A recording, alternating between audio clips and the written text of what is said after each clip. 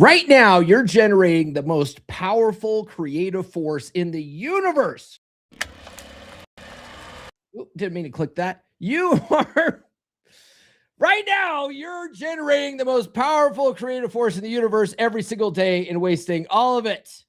Today, we fix that.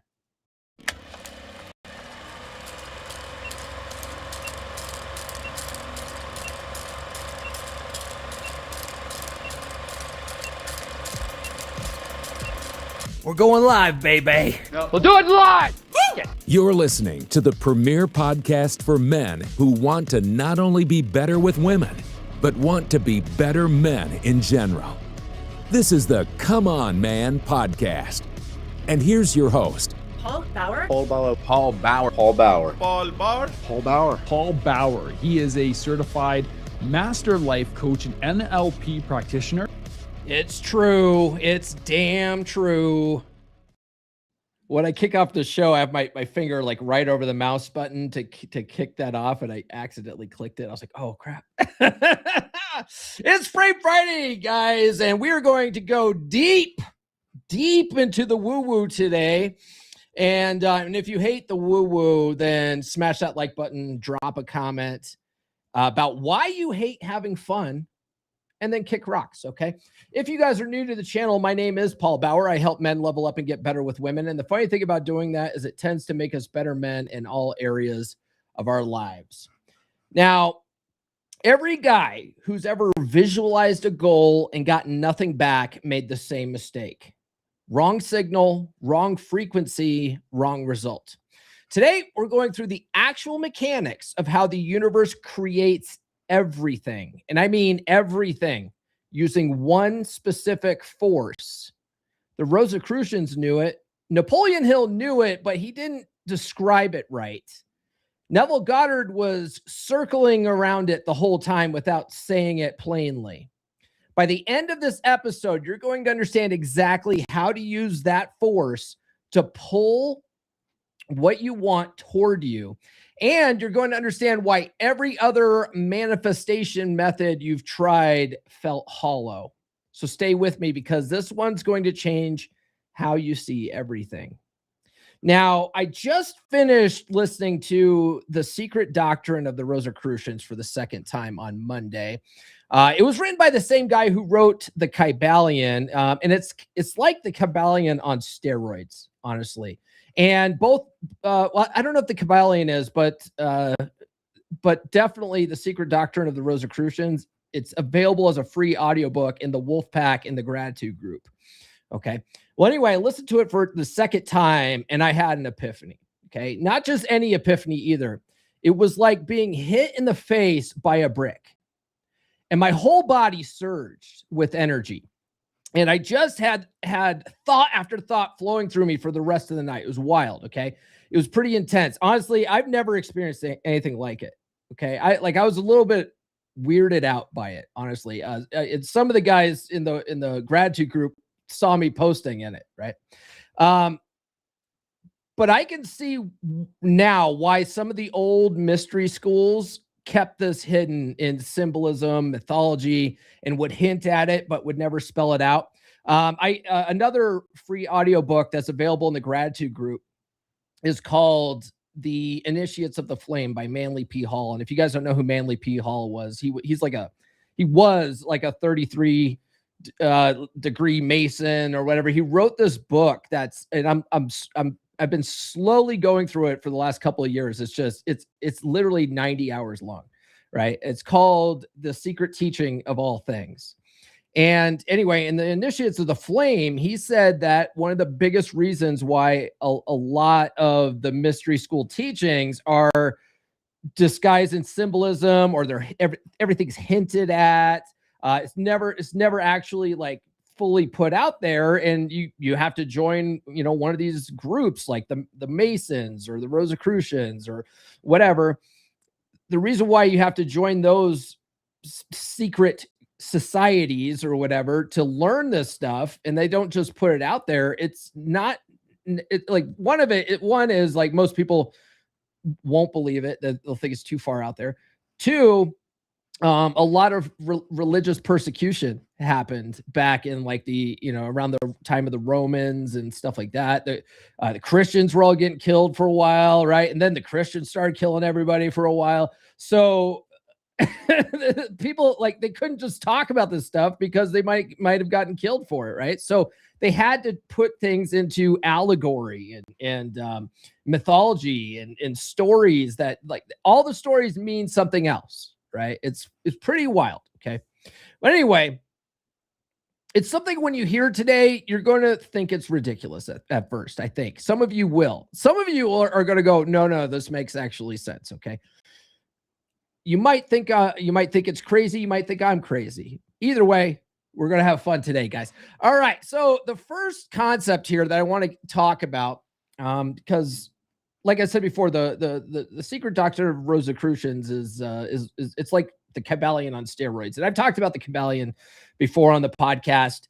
The Kabbalion is a really great book. It's a real small, short book. It basically took all the teachings of Hermetic philosophy and put it in plain language so that it's easily accessible to the average person, right? Because if you read the Hermetica or the Corpus Hermeticum, which I've listened to those audiobooks, none of it makes sense. Like, it doesn't make any sense. It all just sounds like mythology and stories and stuff like that. And you're like, okay, great. What am I supposed to do with this? Okay. So the Kabbalion organized it and put it into 7 Hermetic principles.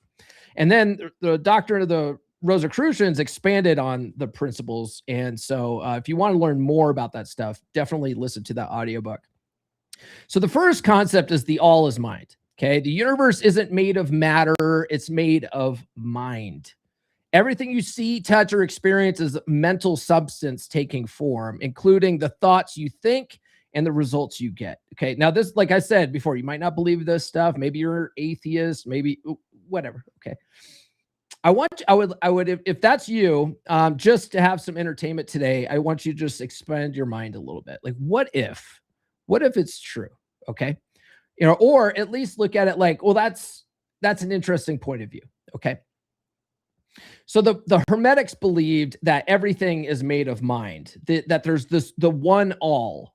Okay. The actual creator of the universe were essentially in the mind of the creator.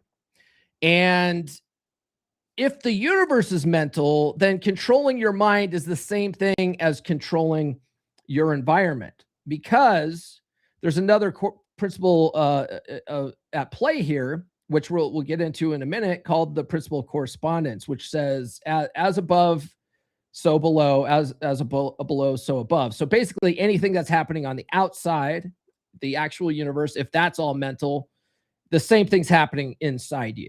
Okay. Everything is mental. And what's fascinating is what they believe is that there's only one mind, only one, right? So if the universe is mental, your mental capacity is actually a part of that vast whole. Okay. We just think that we're separate because we have this ego. We have this ego layer that tells us we're separate. Okay. Now, most guys spend their whole lives trying to change their circumstances from the outside, but the actual leverage point is always internal. It's always been internal. Okay. If you think of, like, one of the things that I'll touch on a little bit, this idea of cause and effect. Okay. The ultimate cause of everything, according to the Hermetics and stuff like that, starts from mind. Everything starts from mind. And then the effect is external. And you could look at it from a psychological viewpoint too. If you look at your own self, okay, your results in life come from your actions, but 95% of our actions are habit-based. We do it without any conscious thought. Like, you get up in the morning, you go take a crap, and then you go brush your teeth, and you do it the same every morning. You don't think about it, right? Like, that's just an example. When you drive your car to work, you probably take the same way every time. You go off into Never Never Land, you're listening to talk radio, you're listening to music or whatever, and your mind's just wandering. Half the time you get to work, you don't even know how you got there, right? It's the same thing. Your mind is controlling everything, but 95% of it is subconscious. You don't even know you're doing it. We call this a paradigm. Okay. Now, Manly P. Hall, like which I mentioned before in the Initiates of the Flame, said that mind is what connects the physical to the spiritual. It's the messenger. Okay. Fun little tidbit. He was talking about, I can't remember the three elements, but have you ever heard, you guys have probably heard of alchemy, right? The idea of alchemy. And if you, the average person goes, yeah, an alchemist is someone that tries to turn average metals into gold, right? Well, a lot of those stories were stories to tell people so that they wouldn't know what they were really doing, right? So they would say, yeah, the three elements to change metal into gold, mercury was one of them, and like there was two others, right? Well, those actually represented something. And one represented the physical body, the other one represented the spiritual, your spiritual self, and mercury was the mind, and it was the messenger between the two, right? That's what that really meant. That was the symbolism with that. It's pretty fun little tidbit there.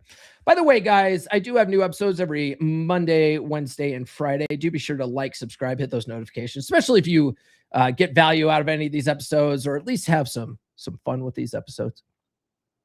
So I mentioned the principle of correspondence. As above, so below, as below, so above, which means whatever is happening in the universe at a cosmic scale is also happening inside you at a personal scale. The same laws govern both. So when you understand how generation works at the atomic level, you understand how it works in your own mind and in your own life. Okay. What's really cool is that science is catching up to some of the stuff that these guys believed. You know, if you look at quantum mechanics at all, there's a theory in quantum mechanics called the holographic universe theory. Okay, this is fascinating. The idea of the holographic universe isn't that we're in a projection. You know, you might watch a video on it and people will say we're living in a projection. That's not what they meant. If you read God, what's his name, Michael Talbot's book on this, it explains it better, right? But the guy that came up with this was a physicist, but at the same time, a psychologist came up with the same theory, but it was about mind, because somebody had a damaged piece of their brain. And they thought that memories were stored in that part of the brain, but the guy still had those memories, even though those parts were damaged. And so this guy came to the hypothesis that every part of your brain stores bits of your memories, right? And so you can reconstruct the whole from the part if you still have, you know, most of your brain left that's not damaged, you know. And the quantum mechanics guy came up with a similar theory. He said every particle in the universe contains data of every other particle in the universe. That's what they mean by holographic universe theory, that every particle in the universe contains data for every other thing. And it's not that it's like a light projector in the sky somewhere, you know. It's just that's how the fabric of reality works. And that sort of goes hand in hand with as above, so below. Like basically everything you learn at the small scale works at the big scale, because all that data is there. It's everywhere. Okay. So you're not a separate being trying to interact with the universe. You're a smaller version of it operating by the same rules. Okay. So this is where we're heading. Here. How do scientists think the universe started? With the Big Bang, right? The Big Bang theory. You've heard of that. What if, I'm just going to pose this question. What if that was literally God's orgasm? Think about that for a second. God created us in his image, right? All religions teach this. All religions teach that we were created from the source. Okay. How do we create life? After an orgasm, right? Well, at least men do. Ladies, just kidding. If you're not giving your lady an orgasm, I got a book coming out at the end of the month.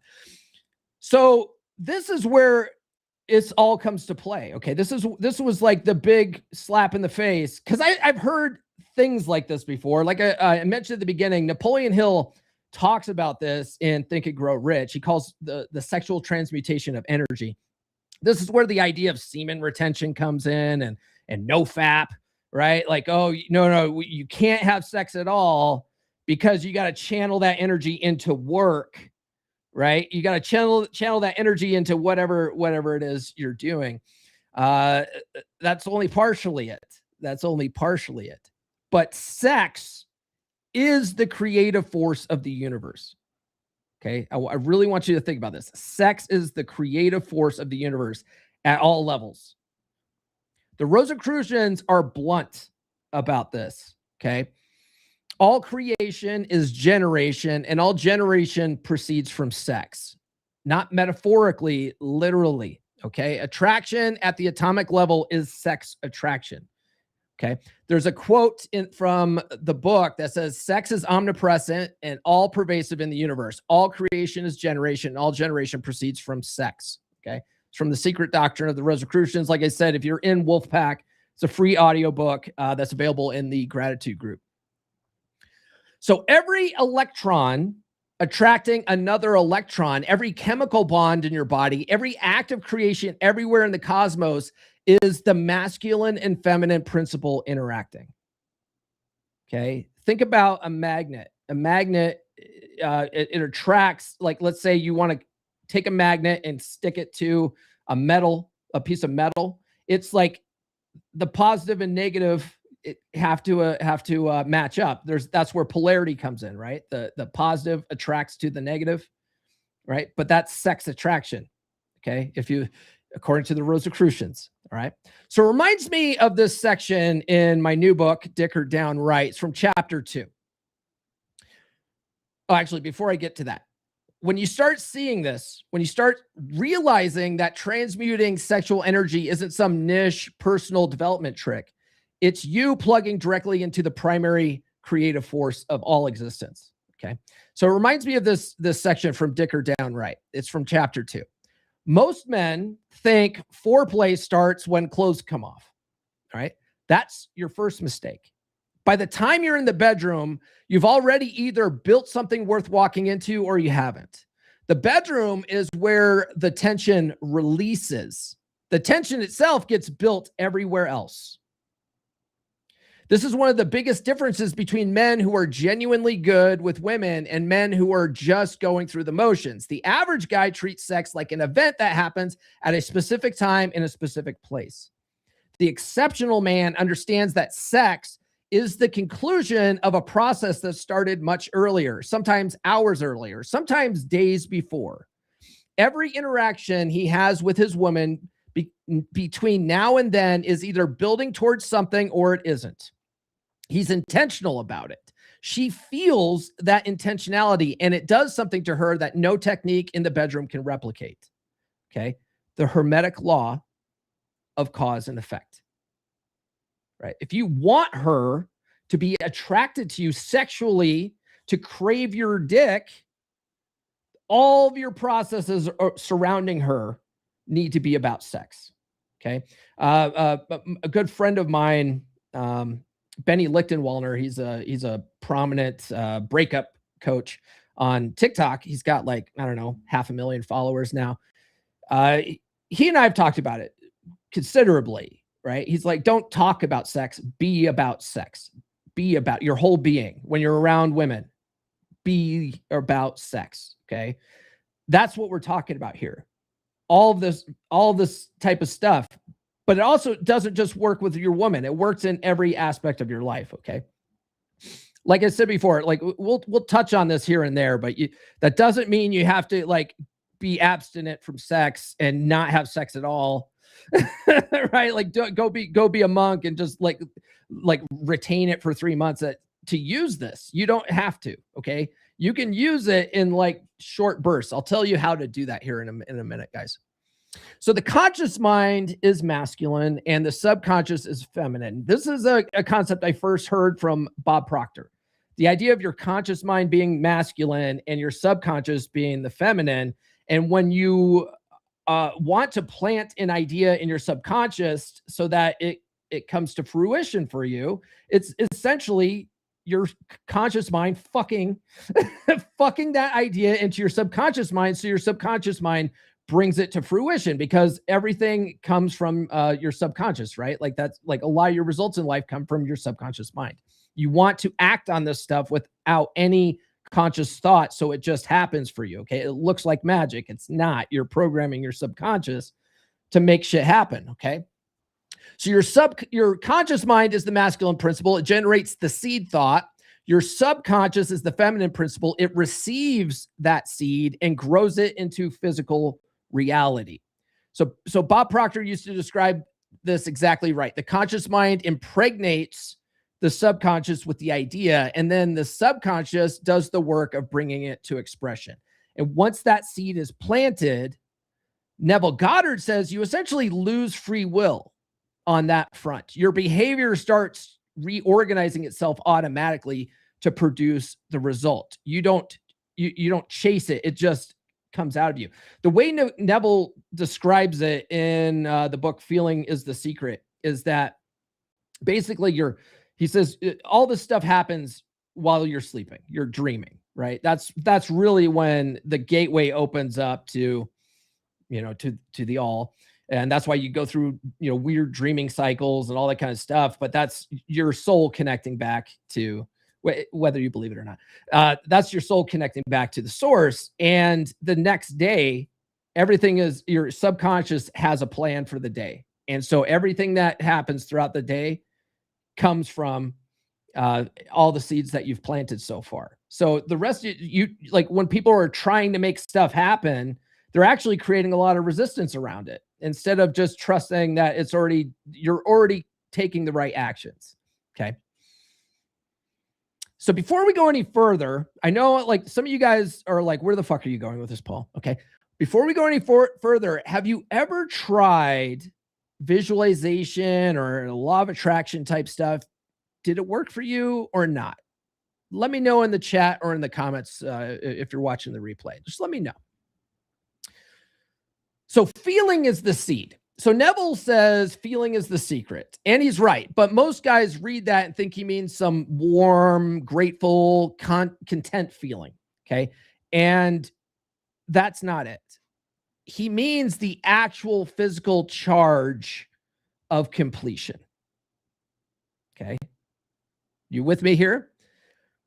So for you biblical guys, what did God say when he created everything? Something to the effect of, it's done, right? It's done. Now think back to what I said, that all creation is sex creation. How do you feel when you've reached orgasm? You can't feel any more done than that. You can't. As a guy, you can't feel any more done than that, can you? There's nothing on earth that makes you just want to roll over and go to bed because it is fucking done, right? When you visualize a goal, you want to imagine yourself in the scene where it's already done, and you want to build that image until you feel the same full body surge you feel during an orgasm. You guys are like, Paul, you're fucking crazy here. All right. That's not a metaphor. That's the instruction. The subconscious doesn't respond to wishful thinking. It responds to intensity. Okay. Sexual climax is the most intense creative signal your nervous system can generate. And that's exactly the level of charge you're trying to produce internally when you plant that goal. Okay. Are you following me here? It's okay. Like, say, if you think I'm crazy, drop it in the chat. Like, just say, Paul, you're fucking crazy. Just drop that in the chat. It's fine. Sexual energy is the highest creative vibration available to you. Okay. So Hill didn't just say, think about your goal and channel your horniness. All right. He didn't say that.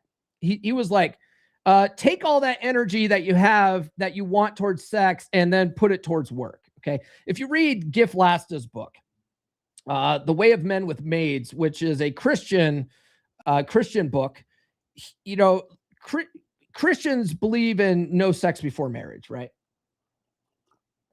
So I argue that Gift's book is a Christian red pill book because he uses a lot of Athol K and stuff like that, and it's all about having a good marriage, basically a good sexual relationship with your wife and how to lead that marriage and lead that interaction and stuff like that. A lot of the stuff he talks about is in Get Her to Fuck You Again, but it's from a biblical point of view. And so for Christian guys who aren't married yet, what are they supposed to do? They're not supposed to be having sex before marriage, right? So he talks about channeling that into using that virility into your everyday life, like working towards something. Okay. So that's kind of how Napoleon Hill described it. He was specific that the feeling of sex, that full arousal and release carries a creative charge that no other emotional state matches. But he didn't specifically say, use this when you're visualizing. He didn't say that. He was like, channel that energy into your work, right? But I'm telling you, when you're visualizing your goal, you want to let yourself get genuinely aroused by the vision. I'll tell you how to do that here in a minute, right? Because it's like, you're not getting a hard on for for money. Maybe you are. I don't know. most people aren't. Okay. But you want to get genuinely aroused by the vision, not in a weird detached way. In the same way you'd get aroused before sex with a woman or during sex with a woman. Okay. Let that physical response happen in your body while you hold the image of the goal already achieved. All right. Then instead of releasing that energy outward, by rubbing one out or actually having sex with a chick, you hold it, breathe it upward, and mentally direct it into the vision, right? And what you're doing is impregnating your subconscious with the highest voltage signal you're capable of generating, okay? So here's step by step. I want you to visualize yourself as your conscious mind, okay? Then visualize your subconscious as a beautiful woman that you're fucking the ever living shit out of. Okay. Feel the feeling of your arousal in your heart as you're doing this. Okay. Think of your goal in the present tense as you're doing this, like you're saying it out loud while fucking, right? I'm making $100,000 a year. I'm making $1 million a year. Like whatever it is in the present moment, that's what you're thinking of, but you're visualizing fucking the shit out of a hot chick, but that hot chick is your subconscious mind and you are your conscious mind, okay? And then imagine the release and let yourself come back to the present moment. Like imagine you had an orgasm, okay? Don't actually rub one out while doing this or anything, okay? You want to stay in a state of arousal, okay? But imagine all of this. If you do it right, I'll tell you how you know you're doing it right. You're literally pulsating after you do this. Like your heart's pounding. You visualize it so much, so real. Like you imagine the feeling of it. You imagine the warmth of it. You listen for sounds while you're doing this. You try to make it as real as possible, right? Smells, right? All that kind of stuff. Whatever it is that makes it real as possible. What do you hear? You're hearing her moaning and all the you're saying shit, right? All this stuff. You make it as real as possible. If you're doing it right, you'll literally be pulsating after you do this, heart pounding, everything. You'll just be flooded with energy. Okay. That's how you know you're doing it right. Which leads me into the next principle, the principle of vibration. Okay. This is another Hermetic principle.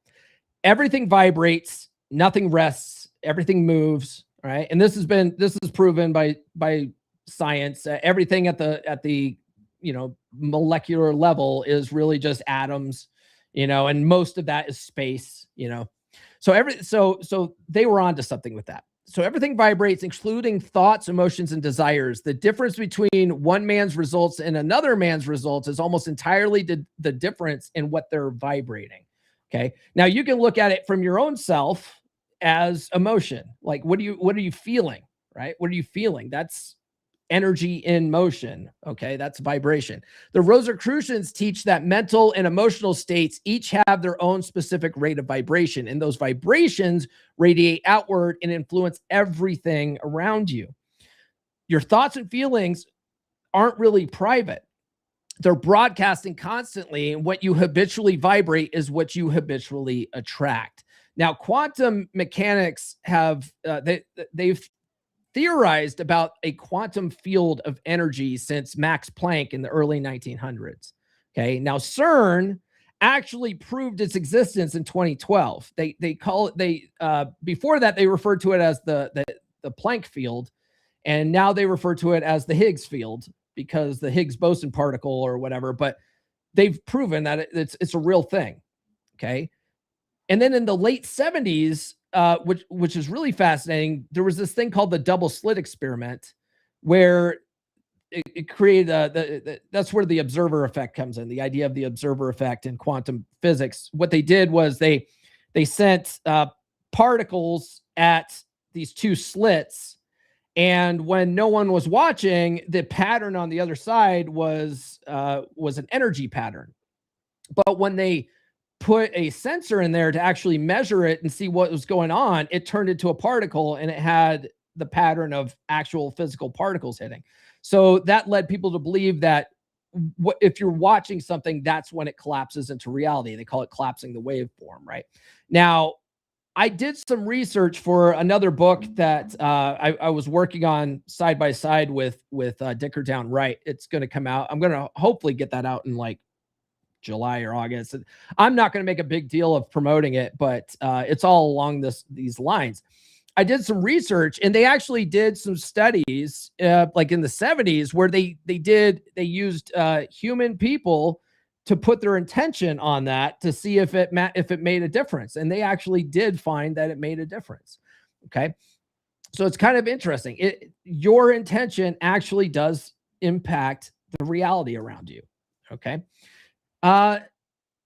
While you're chewing on that, I mentioned Dicker Downright. We are talking about sex being the most most powerful thing in the universe.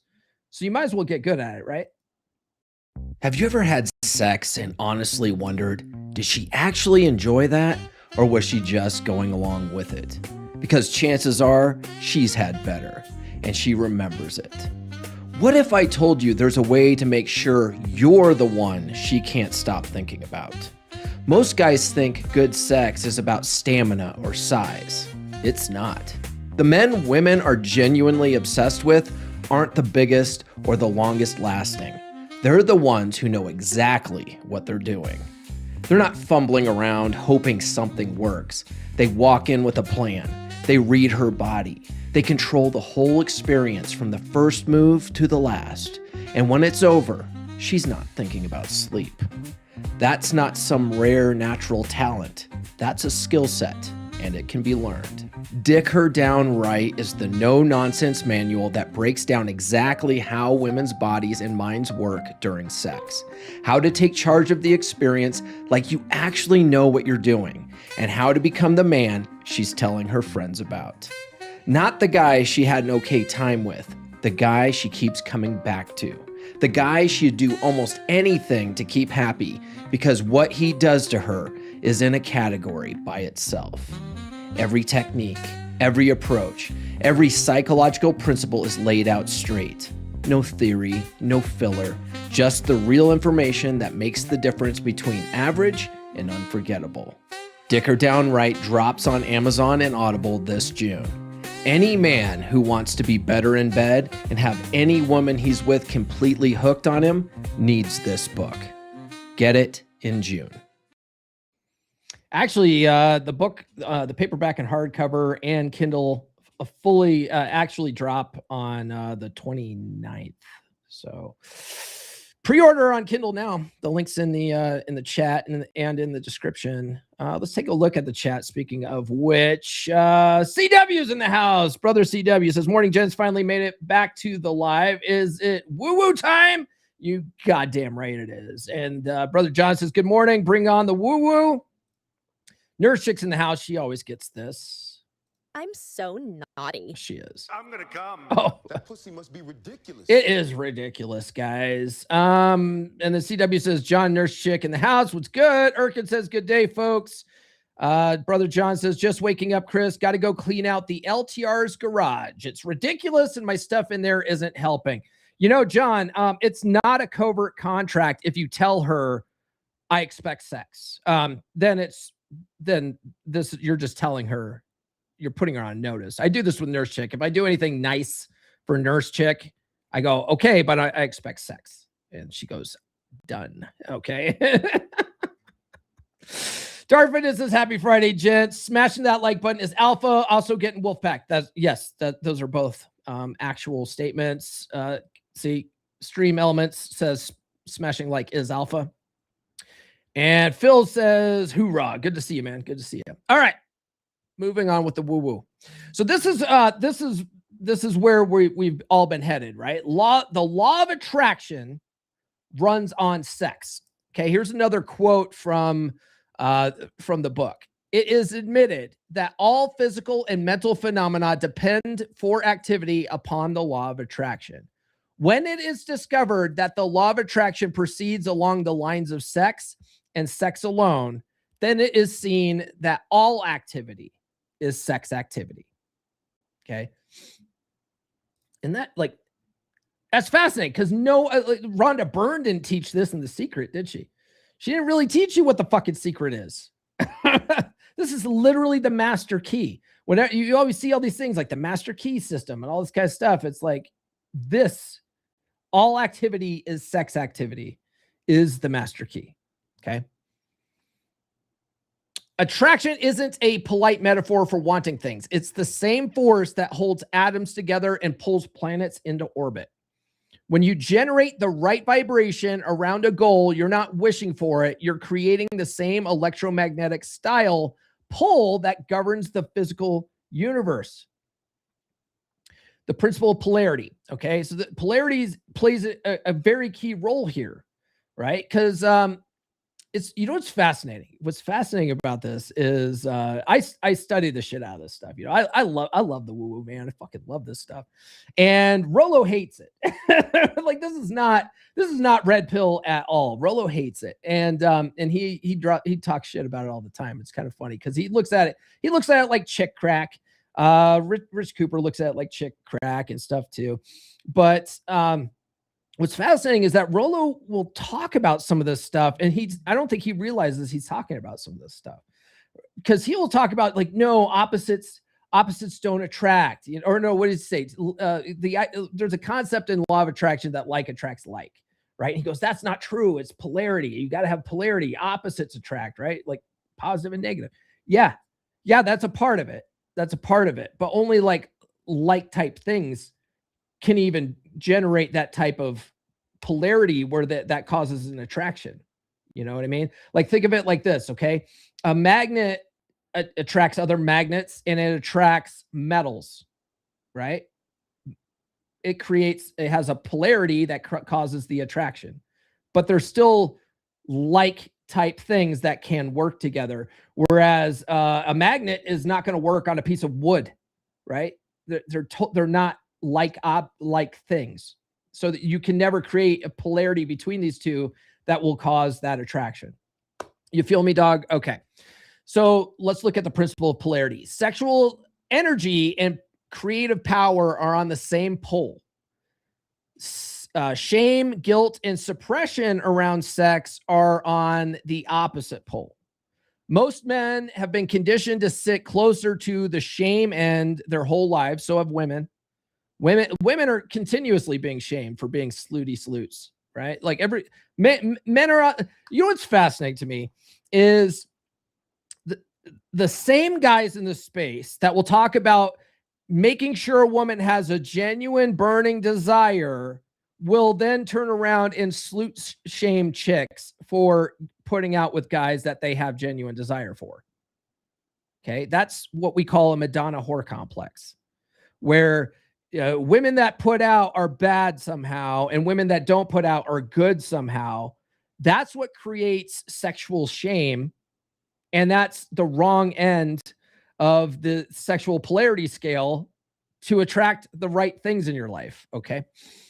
So most men have been conditioned to sit closer to the shame end their whole lives, which means they're generating the signal, but broadcasting static. You don't eliminate the opposite pole. You just move your position on the scale. When you stop treating your sexual energy as something to manage or apologize for and start treating it as raw, creative voltage, you shift polarity without fighting yourself. Okay. This is why men who are the most productive and the most magnetic tend to have a very direct, unapologetic relationship with their own sexuality. They're not more disciplined. They're just polarized differently. This was actually something you learn in No More Mr. Nice Guy. All right. If you guys haven't read No More Mr. Nice Guy, Dr. Robert Glover talks about the idea of sexual shame. And a lot of us have it. A lot of us apologize for wanting sex with our women. But when you stop apologizing for wanting sex and you fully embrace your masculine energy, you fully embrace your sexuality, you don't apologize for it, you fucking own that shit, you actually become more magnetic to women. Right? So that's what we're talking about with polarity. So you need to shift that polarity from thinking sex is bad somehow, that you should be ashamed of it. You should apologize for wanting sex as a man and just fucking own that. Like, no, I'm here to fuck. I'm here to fuck. I'm not here to make love to you. I'm here to fuck. So let's talk about the principle of rhythm for a moment. Normally, when I talk about the principle of rhythm and polarity, I talk about it from the sense of mental frame and emotional control. One of the things I love about studying this stuff, studying some of this esoteric ideas, some of these law of attraction ideas, is a lot of it is about controlling your mindset, controlling your emotions, controlling your mental states, which is all a part of frame. And they provide a great framework for it. That's why I talk about woo-woo shit on Frame Fridays so much. Okay. But when we're talking about sex energy to attract stuff, polarity to transmute negativity to positivity by focusing on the polar opposite, right? That's what we talk about when we come to frame control. If you're in a negative mental state, maybe your wife did something that pissed you off, to get out of it, a good way to change your mindset is to focus on the polar opposite feeling, right? Just focus on the polar opposite of feeling. A great way to snap yourself out of a negative state is to focus on gratitude. Okay. Like just start naming off things that you're grateful for. It'll pull you out of it because your mind can't concentrate on two different emotions at once. It can't. It can only concentrate on one thing at a time. So if you're in this dark state, a lot of the times you won't even realize it. You have to train yourself to become aware of this stuff because it almost feels good to feel bad. You know, we have a negativity bias in our brains. So when you're in a negative state, maybe you're angry about something. Maybe I heard this story the other day in the Wolfpack. Maybe someone dug up your yard and didn't patch it the way you liked it. Yeah, right? Like, and you're fucking pissed at them about it. A good way to snap out of that negativity is to focus on something more positive, right? Anything more positive, gratitude. At least they fixed it, right? Like, at least they fixed it. At least I don't have to fill in the hole. But just start thinking of something more you're grateful for, or something like that, to change the polarity of your mental state. Okay, so that's how we talk about it from a frame perspective.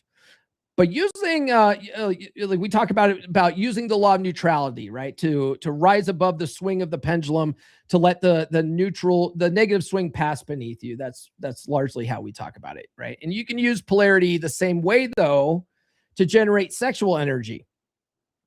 So, like we're talking about the steps to visualize, you can focus attention on sex mentally. All right. It will naturally bring you into a state of horniness. If you start mentally thinking about having sex, you're going to start getting horny, right? Horniness creates the swing of the pendulum in the right direction. So if you want to look at it from an attraction thing, the idea of horniness comes and goes, right? It comes and goes. So you want to actually force the pendulum along the scale of polarity to the horniness side. Okay. Your sexual energy has a natural rhythm, build up and release. And most men let that cycle run on autopilot their whole lives. The buildup happens, they discharge it and create a voltage resets to zero. That's the pendulum swing without any conscious direction. The practice is learning to ride the buildup phase longer and redirect it before the release. Right? That way you're not fighting the rhythm. You're using this law of the universe to your advantage. Okay. So you're using the upswing to plant the seed in your subconscious at peak charge instead of burning it off unconsciously. Okay. The smart guys use the laws of the universe to their advantage. Okay. If everything exists on on a swing, on a pendulum, because of the law of rhythm, right? And if everything exists on a scale of polarity, then you can use that to your advantage. Use the law of polarity to focus attention on the horniness, to get yourself into that horny state, and so that you can plant that seed in your subconscious mind. By the way, guys, do consider sending super chats if you are at least entertained today. That helps support the show more than anything else. Cycles and spiral path. Now, this idea comes from the Rosicrucians. It wasn't in the Kybalion, but they had this idea that the average guy not running his life runs in circles, right? Everything he does, comes and goes. It rides in waves, right? Good times, bad times, all that kind of stuff. It runs in circles. The same problems recycle, the same emotional patterns repeat, and they end up in roughly the same place they started. Okay. Now you see this in the relationship space all the time. You get a girlfriend, things are great for a while, goes to hell in a handbasket, you get dumped, you go back on the dating circuit, you find another girl, same problems. It's hot and heavy in the beginning. It runs its course, you dump her, and then you're back on the dating circuit. It's a fucking circle. Okay. The distinction between a circle and a spiral, though, all right? So once you learn what that pattern is and how to break it, now instead of a circle, you're running a spiral because you're moving forward, okay? So the distinction between a circle and a spiral is that the spiral has an advancing central point. Each pass through the same territory happens at a higher level than the last. The advance is always driven by will. Using the masculine principle of your mind deliberately to keep moving the center forward is what converts your life from a loop to an ascent. And the way they describe it in the book is like climbing a mountain, right? Going up the mountain to the top of the mountain is a spiral pattern up, right? And that's how you want your life to be, right? You want to get to the higher level.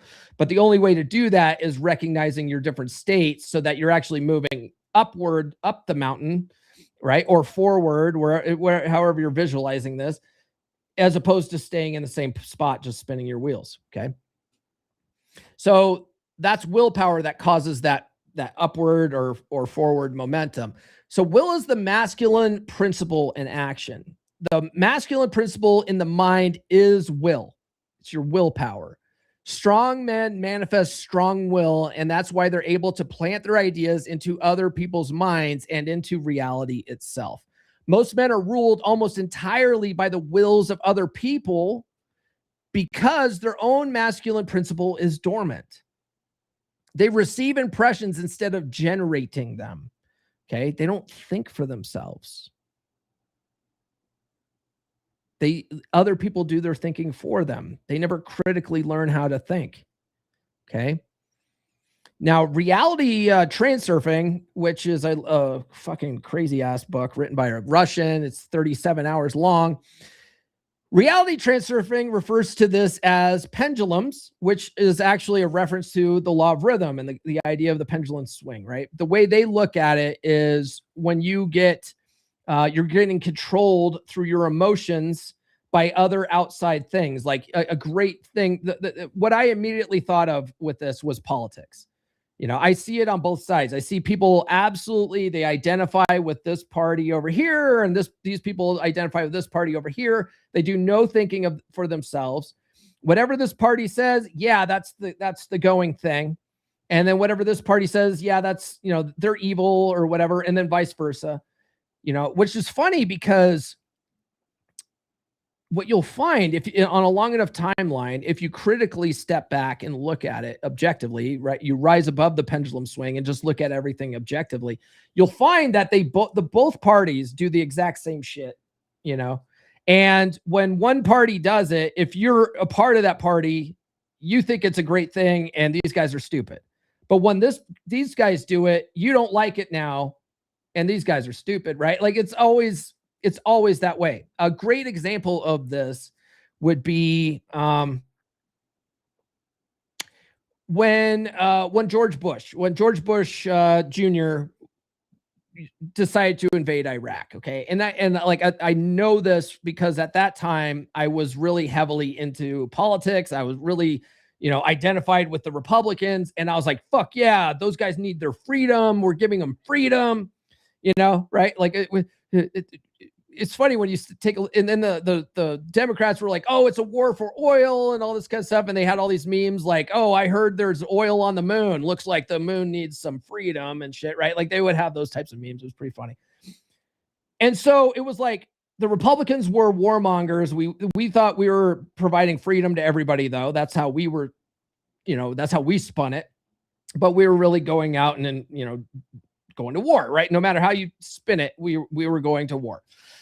And then like Obama's in office and he's doing drone strikes and all this stuff. And all the Republicans are like, why can't we stay out of other people's business? It's like, right. But this guy's doing it. You don't like it because he's a Democrat. Right. But when we're doing it, it's okay. It's literally the pendulum swing controlling your emotions because you're not thinking critically. You're not thinking for yourself. Okay.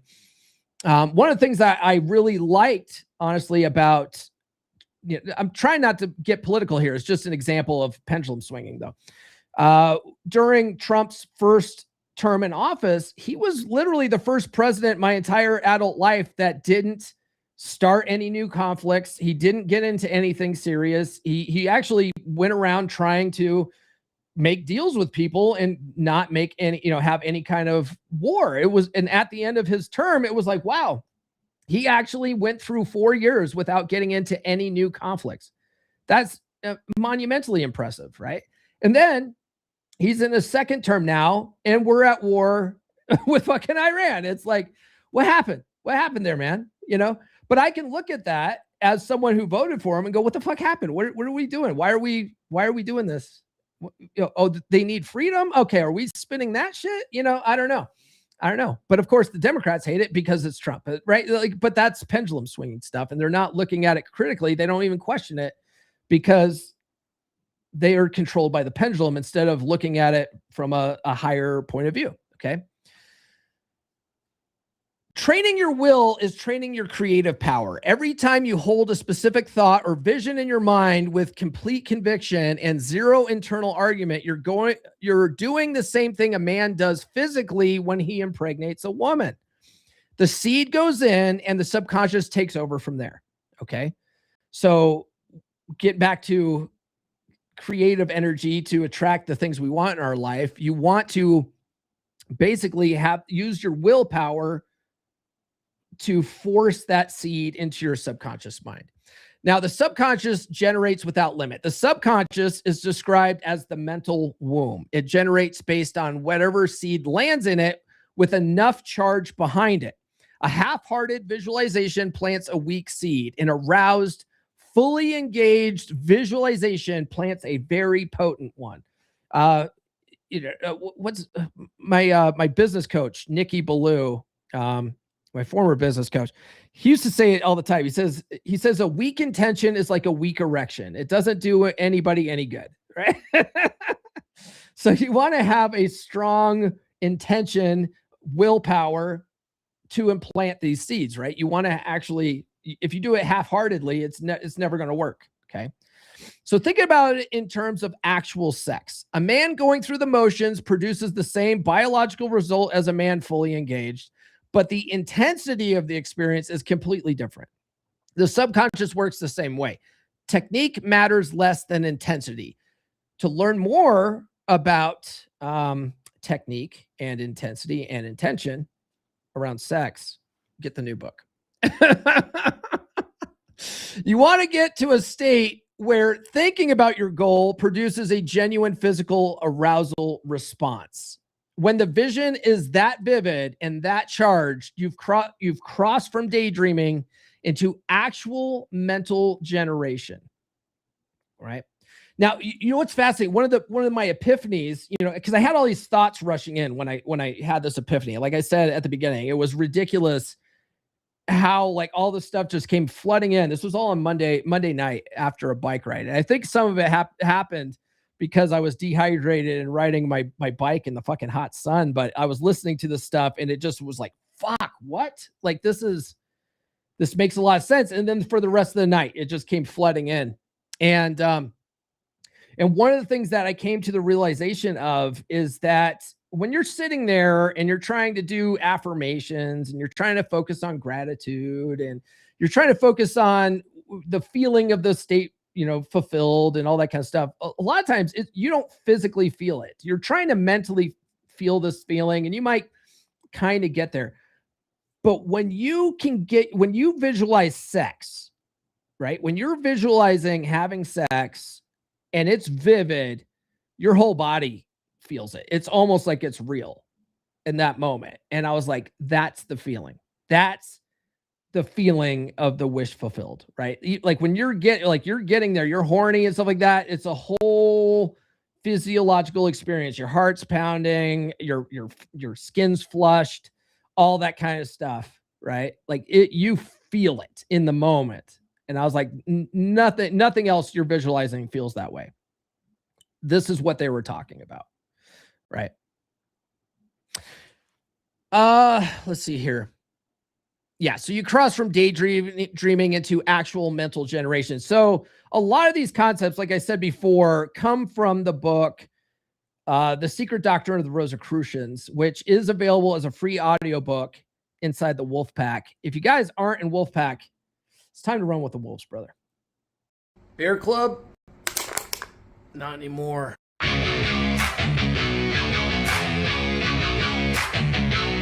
Wolfpack, you fix what's broken. You lead like a man again. No pity, no therapy. Just fire, just flame. Cold bed, broken home, midlife drift, feeling alone. You don't need hacks, blogs, lies. You need men with fire in their eyes. We rebuild from the ground up. No excuses, no soft stuff. Telegram lit 24/7. Brothers locked in steel, not heaven. Step inside the pack. We don't fall, we attack. Truth, fire, presence, we bring it back. Masculine pride, no time to slack. Step inside the pack. Drop your past, claim your track. No therapy talk, no playing small. We sharpen blades, we take it all.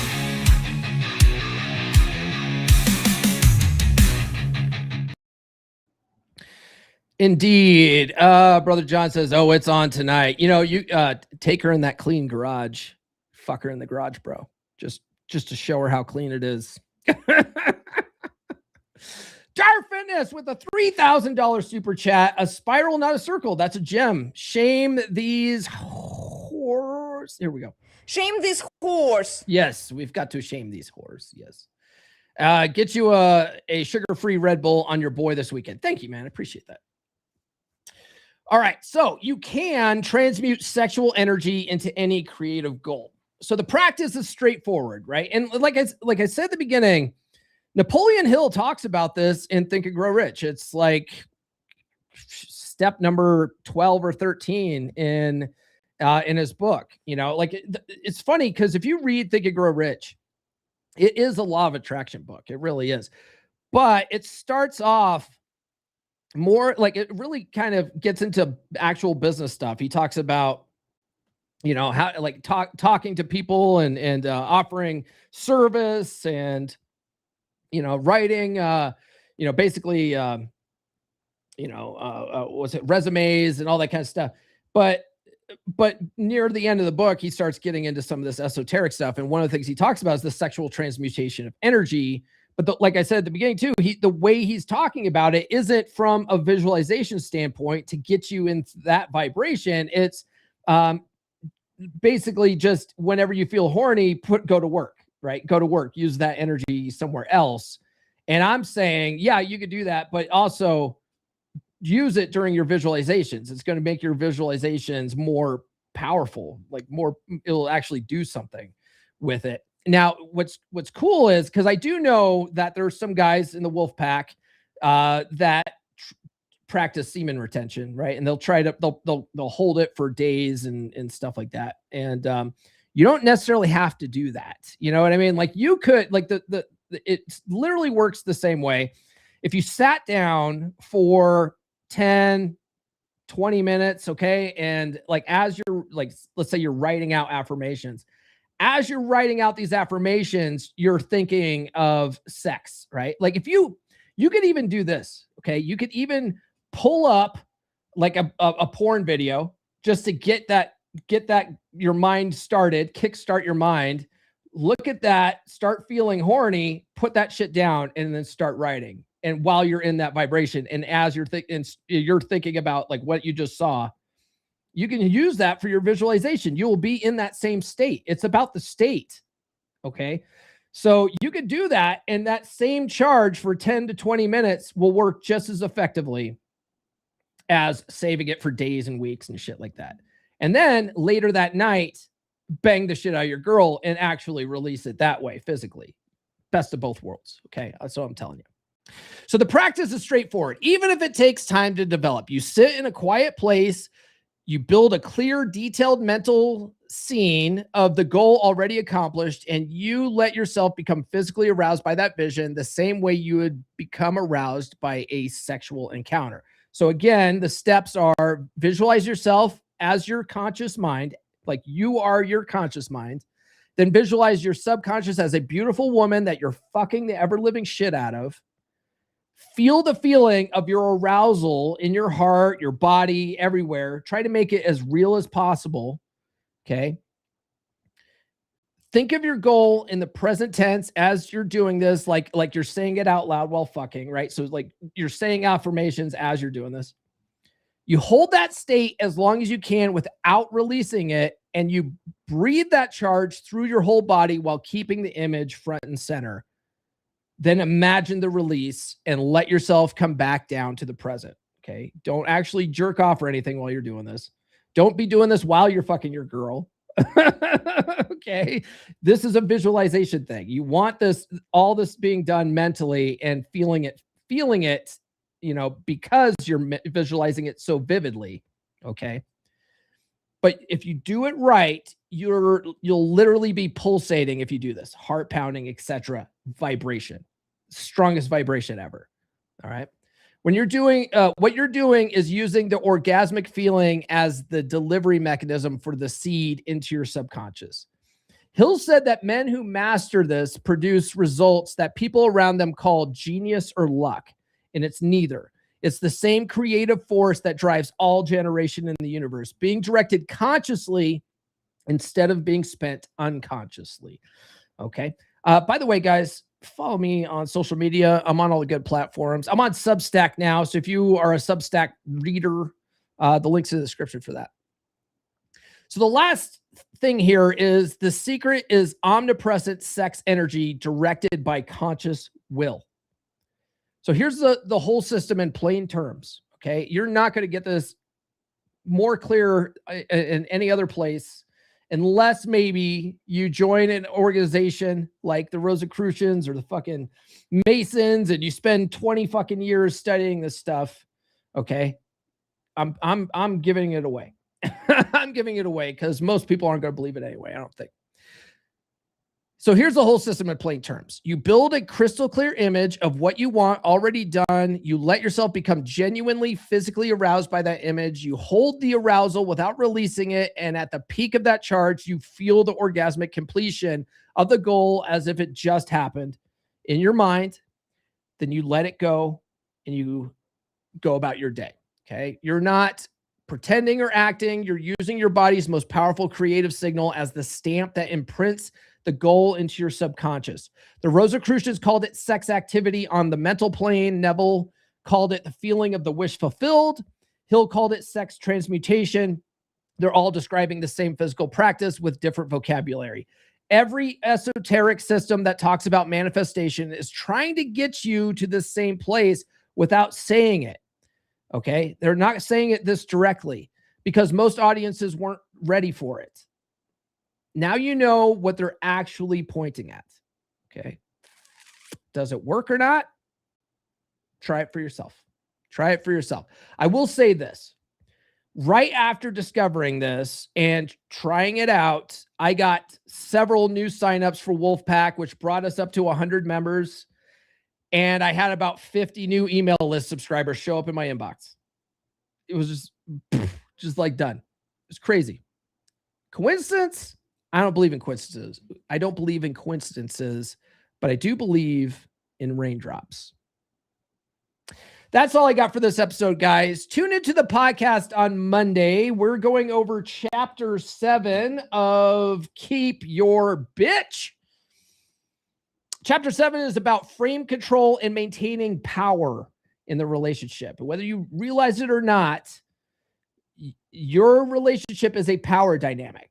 And if a vast majority of guys out there, your woman is running the show, right? She's the boss. And if you let her be the boss, your relationship has a shelf life, okay? And it's not going to end the way you want it to end. You need to be the boss. You need to be in control of that dynamic, all right? We'll talk about that on Monday. Let's see here. That's all we got, guys. Do be sure to like, subscribe, hit those notifications. I do have new episodes every Monday, Wednesday, and Friday, occasionally on Tuesdays. We'll see you next time. Have a good weekend. This has been the Come On Man podcast. Now, go out and get it.